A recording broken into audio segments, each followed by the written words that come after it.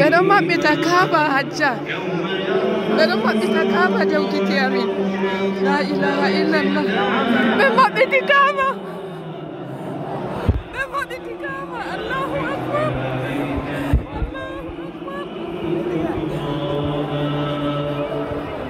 بما بتكابا لا إله إلا الله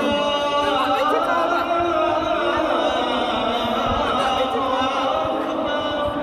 بما بتكابا جمال الله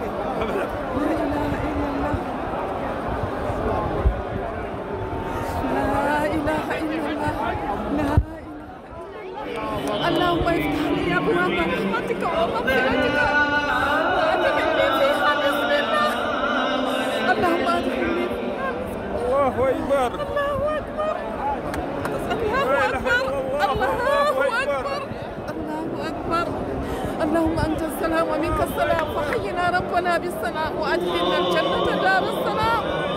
تبارك يا ذا الجلال والإكرام اللهم افتح لي أبواب رحمتك ومغفرتك وأدخلني فيها بسم الله والحمد لله ولا إله إلا الله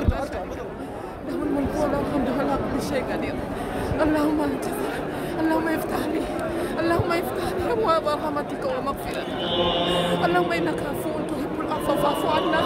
اللهم إنك عفو تحب العفو فاعف عنا اللهم إنك عفو تحب العفو فاعف عنا اللهم افتح لي أبواب رحمتك ومغفرتك وأدخلني فيها بسم الله لا إله إلا الله لا إله إلا الله لا إله إلا الله لا إله إلا الله